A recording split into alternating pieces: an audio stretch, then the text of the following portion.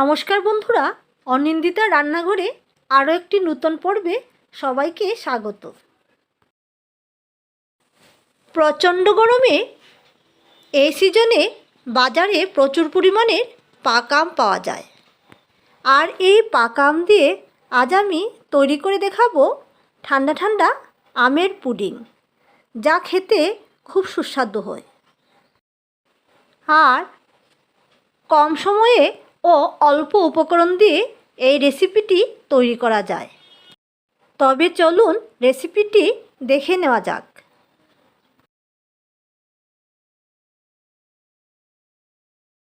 প্রথমেই আমি দুটো পাকা আম নিয়ে নিয়েছি। এবার আমগুলোকে এভাবে কেটে নিয়ে তার থেকে ছোট ছোট টুকরো কেটে নেব।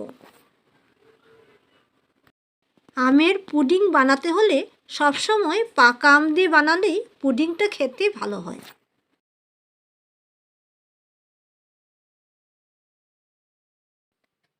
এবার একটা বড় মিক্সার জার নিয়ে তার মধ্যে আমের টুকরোগুলো দিয়ে দেব। আর দিয়ে দেব আগের থেকে জাল করে রাখা ঠান্ডা দুধ 1/4 কাপ। আর দিয়ে দেব গুঁড়ো দুধ 2 চামচ। চিনি দিয়ে দেব 5 চামচের মতো। এখানে চিনির পরিমাণটা নিজেদের আন্দাজ মতোই দেবেন। আর সবশেষে দিয়ে দেব সামান্য লবণ।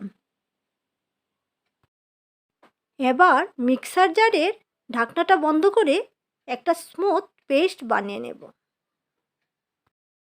এখন একটা প্যানে এই মিশ্রণটা ঢেলে নেব আর মিডিয়াম আঁচে 5 মিনিটের মতো জাল দিতে থাকব। এবার একটা বাটি নিয়ে তার মধ্যে নিয়ে নেব 1/2 কাপ দুধ।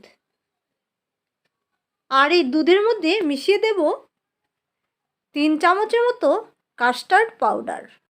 আর যাদের কাছে কাস্টার্ড পাউডার নেই তারা কর্নফ্লাওয়ার ব্যবহার করতে পারেন। এভাবে দুধের মধ্যে কাস্টার্ড পাউডার ভালো করে মিশিয়ে নিতে হবে, যাতে কোনো প্রকারের লাম্পস না থাকে। আমের পাল্পগুলো জাল দিয়ে অনেকটা গাঢ় হয়ে গেছে।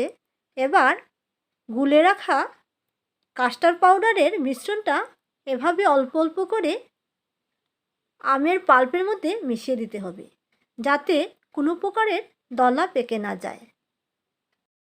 এবার গ্যাসের ফ্লেমটা কম আঁচে রেখে এভাবে অনবরত নাড়তে থাকবো, যাতে নিচে পোড়া লেগে না যায়।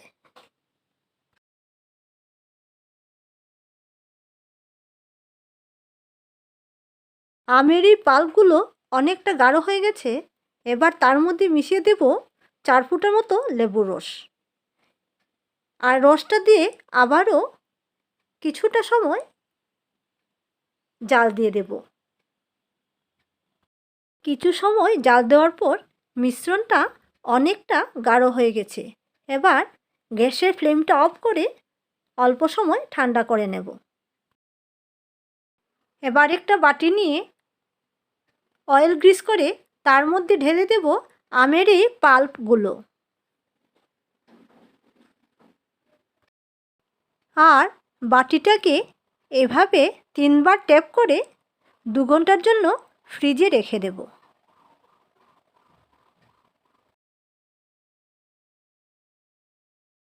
2 ঘন্টা পর ম্যাঙ্গো পাল্প বাটিতে একদম সেট হয়ে গেছে। এবার একটা প্লেট নিয়ে এভাবে পুডিংটাকে ডিমোল্ড করে নেব। তৈরি হয়ে গেল খুব সহজেই কোনো প্রকারের আগর আগর ও জেলেটিন ছাড়াই আমের এই ঠান্ডা ঠান্ডা পুডিং।